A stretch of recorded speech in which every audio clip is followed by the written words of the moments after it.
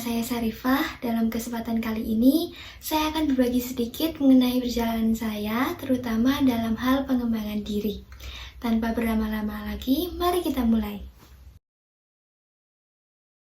Nama saya Sarifah Radiana Ansor, teman-teman biasa memanggil saya Sarifah. Saya berasal dari Kota Malang dan saat ini saya merupakan mahasiswa semester 7 jurusan Bimbingan dan Konseling di Universitas Negeri Malang. Sebelumnya saya ingin menceritakan sedikit mengenai pengalaman saya selama perkuliahan ini. Nah, di awal semester saya pernah bergabung di Himpunan Mahasiswa Bimbingan dan Konseling, terutama di Divisi Kesejahteraan dalam Rumah Tangga. Dari pengalaman organisasi ini, saya banyak belajar, terutama mengenai kerjasama tim, kemudian membagi waktu, dan termasuk mendengarkan dan merespon kebutuhan warga Departemen Bimbingan dan Konseling itu sendiri. Kemudian mulai semester lalu hingga semester saat ini, saya aktif tergabung dalam tim asisten laboratorium bimbingan dan konseling, di mana tugas saya adalah membantu mengelola lab BK, kemudian membantu mempersiapkan pelaksanaan kegiatan departemen dan sekaligus mengelola media sosial Departemen BK.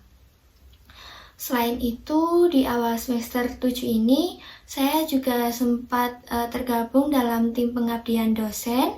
Di sini saya berkesempatan untuk terjun langsung dalam kegiatan pengabdian masyarakat dalam memberikan pelatihan psychological first aid kepada salah satu SMA di Kota Malang.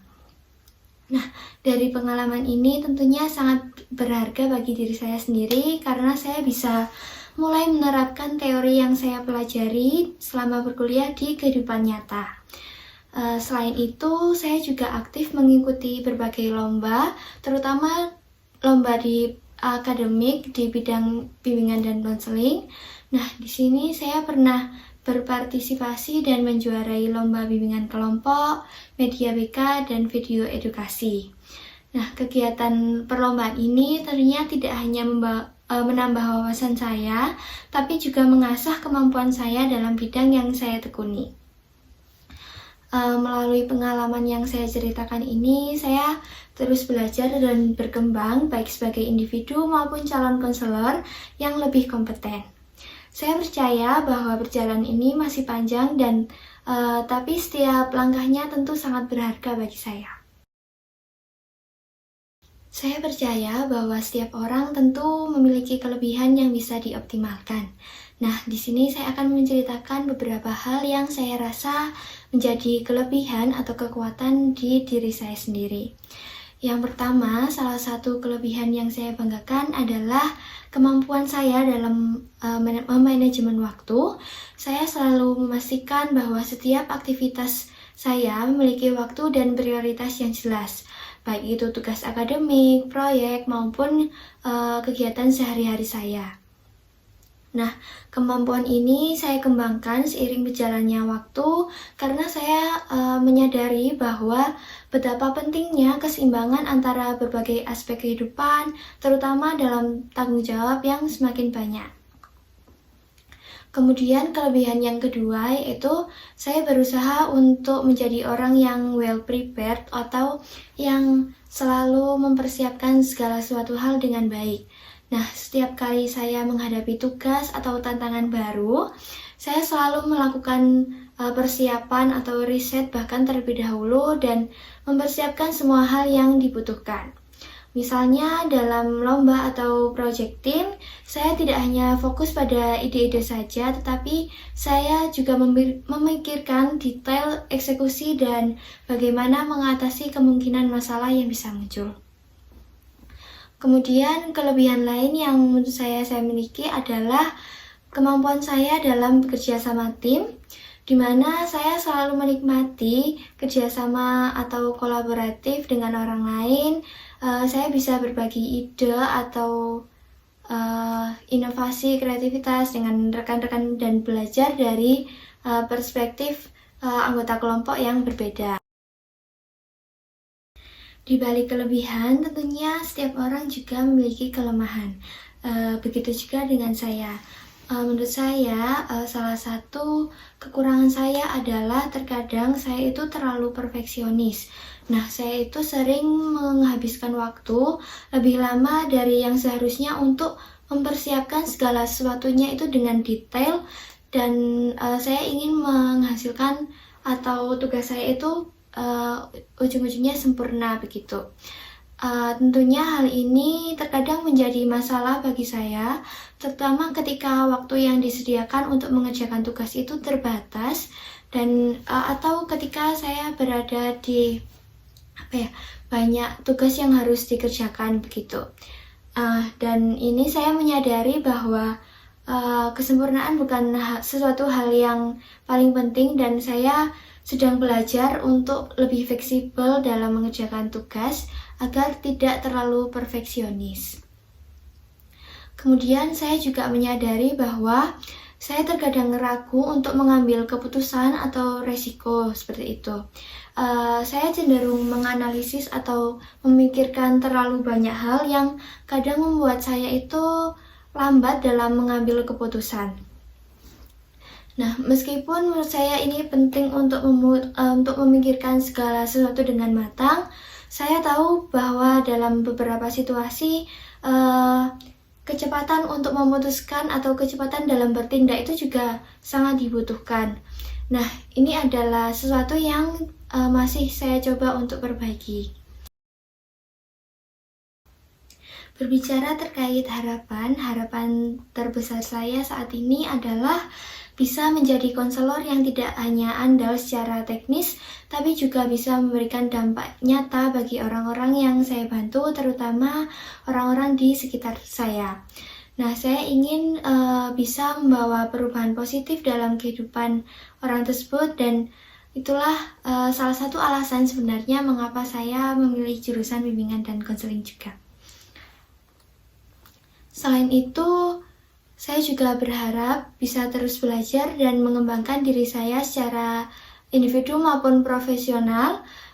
Saya tidak hanya ingin berfokus pada keterampilan akademik saja, tetapi juga bagaimana saya bisa menjadi pribadi yang lebih baik dalam menghadapi tantangan, terutama saat harus membantu orang lain yang sedang berada di titik terendah dalam hidup mereka.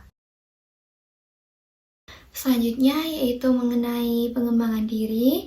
Di sini saya memiliki 3 prioritas utama terkait pengembangan diri yang sedang atau akan saya lakukan. Yang pertama, tujuan pengembangan diri saya adalah meningkatkan kecerdasan emosional saya. Di sini saya percaya bahwa kemampuan dalam memahami dan mengelola emosi sendiri serta merespon bagaimana emosi orang lain adalah hal yang sangat penting dan sangat relevan dalam bidang saya, yakni bidang bimbingan dan konseling. Tentunya hal ini sangat akan membantu saya dalam berinteraksi dengan konseling saya secara lebih efektif. Nah, cara saya mencapai tujuan ini adalah dengan melakukan refleksi diri, kemudian saya ingin berlatih teknik-teknik seperti mindfulness, kemudian self terapi yang bisa saya lakukan di kehidupan sehari-hari. Kemudian saya juga bisa aktif dalam mencari literatur atau informasi baru mengenai kecerdasan emosi itu sendiri. Selain itu, saya juga merencanakan kedepannya mungkin saya bisa bergabung terkait pelatihan atau seminar mengenai keterampilan manajemen emosi. Nah, sejauh ini terkait tujuan yang saya sampaikan, terdapat beberapa hal yang sudah saya lakukan, yaitu yang pertama saya mencoba untuk konsisten dalam menulis jurnal terkait pengalaman atau ekspresi atau emosi yang saya rasakan setiap harinya gitu. Kemudian saya juga mulai belajar dengan membaca buku-buku terkait emosi dan belajar untuk menerapkannya. Tujuan kedua yang menjadi prioritas saya adalah saya ingin meningkatkan kemampuan public speaking saya. Nah, di sini saya menyadari bahwa kemampuan saya dalam hal public speaking itu masih perlu terus diasah karena dalam beberapa situasi atau kondisi saya itu seringkali gugup atau takut ketika berbicara di depan umum. Kemudian ketika saya berbicara di depan umum, sebelumnya itu saya selalu mempersiapkan naskahnya sehingga saya itu seringkali membacakan by text gitu, kurang luwes. Nah, cara saya untuk mencapai tujuan ini adalah melatih diri untuk lebih sering berbicara di depan umum. Kemudian juga saya bisa mengikuti pelatihan atau seminar mengenai public speaking itu sendiri. Dan saya ingin untuk selalu mengambil setiap kesempatan untuk berbicara di depan audiens, baik dalam diskusi kelompok maupun presentasi formal. Nah, sejauh ini saya telah aktif di diskusi kelas, terutama dalam memberikan pendapat ataupun pertanyaan. Kemudian saya juga pernah menjadi pembawa acara di kegiatan pengabdian dosen yang saya ceritakan di awal tadi. Oke, tujuan pengembangan diri saya yang ketiga adalah saya ingin mengasah keterampilan saya dalam layanan bimbingan dan konseling. Nah, di sini saya ingin menerapkan ilmu yang sudah saya dapatkan di kehidupan sehari-hari dan ketika saya bekerja nantinya. Nah, untuk mencapai tujuan ini, saya harus aktif mencari pengetahuan baru dan mencari peluang untuk agar saya bisa praktik langsung mengenai teori atau pengetahuan yang sudah saya pelajari sebelumnya. Di sini hal-hal yang sudah saya lakukan untuk mencapai tujuan ini adalah yang pertama, saya mencoba menerapkan pengetahuan dan keterampilan saya dengan mengikuti perlombaan di bidang bimbingan dan konseling, terutama di bidang bimbingan dan kelompok dan di media bimbingan dan konseling. Kemudian saya juga pernah mengikuti pengabdian sebagai mentor untuk melatih psychological first aid di salah satu PIKR atau Pusat Informasi dan Konseling Remaja di SMA Kota Malang.